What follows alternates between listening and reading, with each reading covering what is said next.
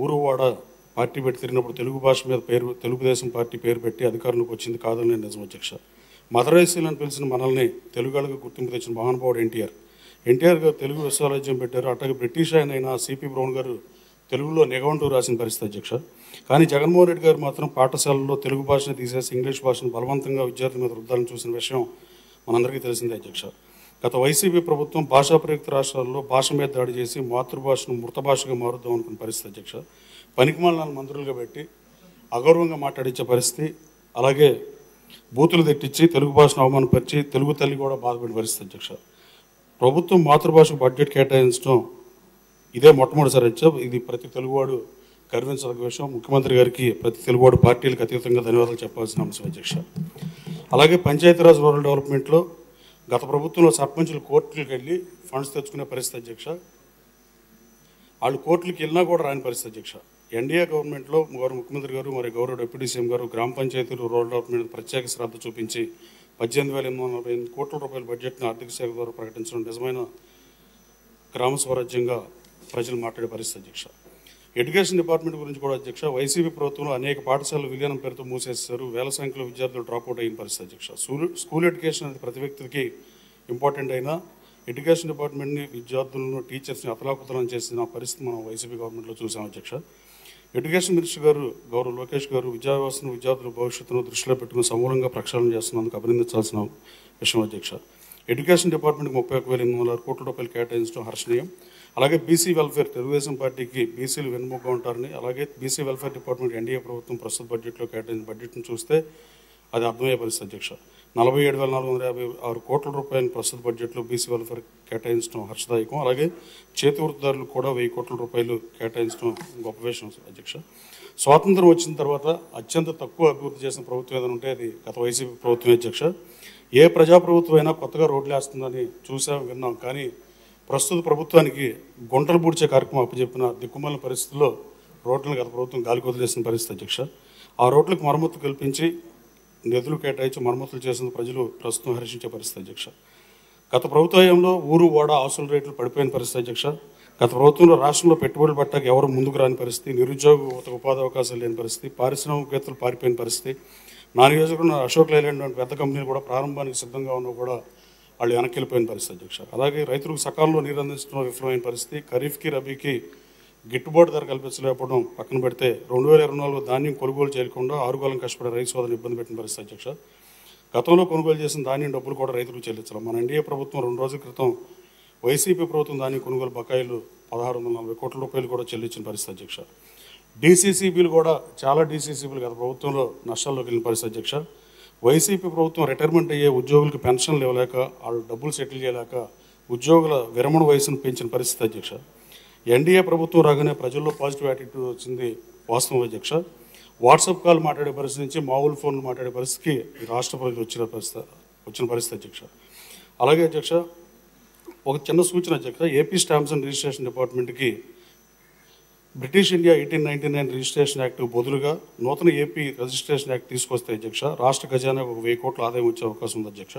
ఇది అసెంబ్లీలో bill pass అయ్యి పార్లమెంటు రాష్ట్రపతి ఆమోదం చేయొచ్చు అధ్యక్ష. రాజస్థాన్, గుజరాత్, వెస్ట్ బెంగాల్, మహారాష్ట్రలో కొన్ని రాష్ట్రాలు వారి సొంత స్టాంప్స్ అండ్ రిజిస్ట్రేషన్ యాక్ట్ని ఇంప్లిమెంట్ చేస్తున్నాయి అధ్యక్ష.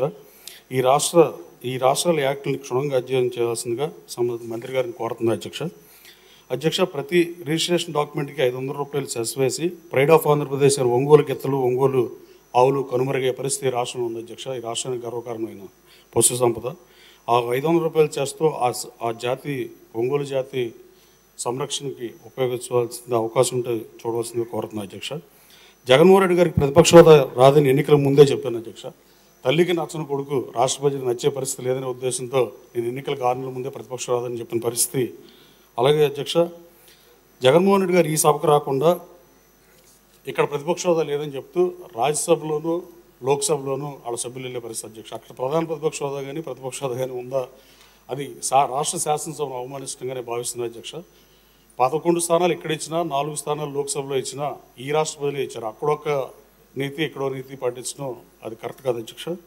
అలాగే మీడియాలో సమావేశాలు నిర్వహిస్తూ ప్రజా దర్బారు నిర్వహిస్తున్నాడు అధ్యక్ష జగన్మోహన్ రెడ్డి గారు. ఆ ప్రజా దర్బార్లో వచ్చే అప్లికేషన్స్ని ఆ అర్జీలు కానీ గ్రీవియన్స్లు కానీ ప్రభుత్వానికి పంపిస్తాడా, గౌరవ ముఖ్యమంత్రి గారికి పంపిస్తారా, సంబంధిత మంత్రులు పంపిస్తారా, లేదా తన సొంత డబ్బుతో ఏమన్నా ఆ గ్రీవియన్స్ అన్ని అడ్రస్ చేస్తాడో మాజీ ముఖ్యమంత్రి గారు చెప్పాల్సిన అవసరం ఉంది అధ్యక్ష. అలాగే 5 సంవత్సరాల సభానాయకుడిగా ఇదే శాసనసభని 19 నుంచి 24 వరకు నడిపి ఈ శాసనసభ రానంటం ప్రజాస్వామ్యాన్ని అపహాస్యం చేయడం అధ్యక్ష. ప్రజల్ని ఆంధ్రప్రదేశ్ శాసనసభని అవమానించడం ఆక్షేపణీయం అధ్యక్ష. స్వాతంత్రం వచ్చిన తర్వాత రాచరికం కాలంలో ఉన్న రాజులే మంత్రులుగా పనిచేసిన అధ్యక్ష. అది that is the beauty of democracy. దాన్ని ఆ రోజు కింగ్స్గా రూల్ చేసిన వాళ్ళు కూడా చలపల్లి రాజా గారు లాంటి ఆయన ఆరోగ్య శాఖ మంత్రి ఉమ్మడి మద్రాసు రాష్ట్రంలో, కానీ ఇంకా చాలామంది రూలర్స్ అలా మంత్రులుగా రాజుగా ఉన్న ఆయనే మంత్రిగా పనిచేసిన పరిస్థితులు వాళ్ళు చేస్తే ఈయన 11 స్థానాల్లో వచ్చిన అడగటం దారుణం అధ్యక్ష. అట్లాగే జగన్ గారికి ప్రజలు ఇచ్చిన హోదా అసెంబ్లీ 4వ నెంబర్ గేట్ నుంచి రమ్మంటే ఆయన 2వ నెంబర్ గేట్ కావాలి, అందుకే ప్రతిపక్ష హోదాలను అడుగుతాం. అవివేకం కాదా అధ్యక్ష? అలాగే జిల్లాల పునర్రచన అత్యంత అనుభవ రాహిత్యంతో ఆంధ్రప్రదేశ్ రాష్ట్రాన్ని అధోగతి పాల్చేసిన పరిస్థితి. నా నియోజకవర్గాన్ని 2 జిల్లాలు పెట్టారు అధ్యక్ష, ఎన్టీఆర్ జిల్లాలో, కృష్ణా జిల్లాలో. విజయవాడ నుంచి గన్నవరం 19 కిలోమీటర్ల దూరం ఉంటే గన్నవరం నుంచి మచిలీపట్నం 64 కిలోమీటర్ల దూరం అధ్యక్ష. అలాగే పెనమలూరు నియోజకవర్గం అయితే పెనమలూరు 9 కిలోమీటర్ల దూరం ఉంటే మచిలీపట్నం 60 కిలోమీటర్ల దూరం అధ్యక్ష. అలాగే ప్రజలకు ప్రభుత్వ కార్యాలయ అవసరాల నిమిత్తం జిల్లా కేంద్రానికి, రెవెన్యూ డివిజన్ కేంద్రాలకి ఎక్కువ దూరం ఏర్పడిన పరిస్థితి. ఈ ప్రయాణాలు ఖర్చుతో కూడిన వ్యవహారం అధ్యక్ష ప్రజలకి. అలాగే గన్నవరం ఎయిర్పోర్ట్కి విజయవాడ టౌన్ 16 కిలోమీటర్ల దూరంలో ఉంటే పోలీస్ కమిషనరేట్ దగ్గర కానీ 60 కిలోమీటర్ల దూరం ఉన్న మచిలీపట్నం ఎస్పీ ఆఫీస్ దగ్గర కాదు అధ్యక్ష. దీన్ని సరిచేయాల్సిన బాధ్యత మన ప్రభుత్వం మీద ఉంది అధ్యక్ష. ఉద్యోగుల విభజన పూర్తి కాలేదు అధ్యక్ష. ఇంకా ఉమ్మడి జిల్లాల ప్రాతిపదికన బదిలీలు, పదోన్నతులు చేస్తున్న పరిస్థితి అధ్యక్ష. జిల్లాకు అవసరమైన అధికారులకు అన్ని శాఖలకు ముఖ్య కార్యాలయాలు లేని పరిస్థితి అధ్యక్ష. అలాగే నేను కేడీసీసీ బ్యాంక్ చైర్మన్గా పనిచేసినప్పుడు అధ్యక్ష 5,200 కోట్ల టర్న్ అని 8,500 కోట్లకి పెంచి 100 మందికి ప్రభుత్వ ఉద్యోగాలు ఇచ్చి 120 మందికి ఇంటర్న్షిప్ ఇచ్చి ఎడ్యుకేషన్ లోన్ కూడా పొలం తాకట్టు పెట్టుకుని ఇచ్చింది భారతదేశంలో ఫస్ట్ టైం ప్రవేశపెట్టి ఇన్ని చేసి దేశంలో నెంబర్ 1గా పెడితే నన్ను తీసేసిన పరిస్థితి. అంటే గత ప్రభుత్వం ఎంత మంచిగా చేసిన వాళ్ళు తీసేసే పరిస్థితి. తర్వాత కాకినాడ కానీ కొన్ని జిల్లాలు డీసీసీబీలు నష్టాల్లోకి వెళ్ళిన పరిస్థితి. అలాగే నేను జీవో నెంబర్ 90 గత ప్రభుత్వంలో ఒకటి అడ్రస్ చేసి హెచ్ఆర్ పాలసీ రెడీ చేసి చేయించవచ్చు. పిఎస్సిఎస్లు రాష్ట్రంలో పిఎస్సిఎస్లో దాదాపు 425 ఒక 20% పైన కృష్ణా జిల్లాలో ఉన్నాయి అధ్యక్ష. ఆ పిఎస్సిఎస్లో సెక్రటరీలు స్వాతంత్రం వచ్చినప్పటి నుంచి స్వాతంత్రానికి పూర్వం ముందు కూడా ఏ ఊర్లో ఉద్యోగం చేస్తాడో సెక్రటరీ అదే ఊర్లో రిటైర్ అయ్యే పరిస్థితి అధ్యక్ష. అక్కడ ట్రాన్స్ఫర్ లేవు అధ్యక్ష. అక్కడ బ్యాంక్ ప్రెసిడెంట్ గారు బ్యాంక్ చైర్మన్ కానీ బ్యాంక్ ప్రెసిడెంట్ కానీ చదువులేని అయితే వాళ్ళే అధికారం పెత్తనం చెలాయించే పరిస్థితి అధ్యక్ష. రికార్డులు ట్యాంపర్ చేసే అవకాశం కూడా అధ్యక్ష. ఆ జీవో నెంబర్ 90ని మన ప్రభుత్వాన్ని ఇంప్లిమెంట్ చేయవలసిందిగా సంబంధిత మంత్రి గారిని కోరుతుంది అధ్యక్ష.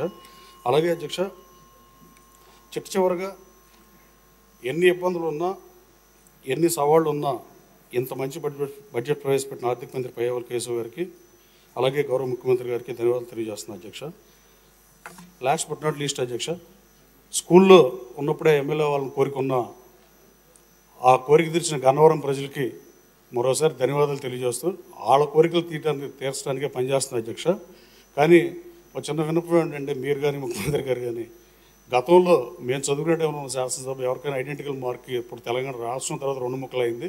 ఇప్పుడు తెలంగాణ రాష్ట్ర అసెంబ్లీనే మనకు నమూనా ఉండే పరిస్థితి. కానీ మేము ఎమ్మెల్యే టైంకి ఇక్కడ రాష్ట్రం 2 అవటం, ఇక్కడ అమరావతి శాసనసభ అవటం, ఇలాంటి కోరుకున్నాళ్ళు గతంలో చిన్నప్పటి నుంచి ఎమ్మెల్యే అవుతున్న ఎవరి నుండి ఆ శాసనసభకి అనుకున్నాళ్ళు ఇప్పుడు ఈ శాసనసభలో ఉంటే వాళ్ళకి అక్కడ ముఖ్యమంత్రి గారితోనో లేదా అక్కడ స్పీకర్ గారితో మాట్లాడి కొంచెం పర్మిషన్ పెడితే ఒకసారి ఆ హౌస్ చూద్దాం అధ్యక్ష. ధన్యవాదాలు అధ్యక్ష, టైం కేటాయించింది. పెద్దలు మండలి బుద్ధప్రసాద్ గారు.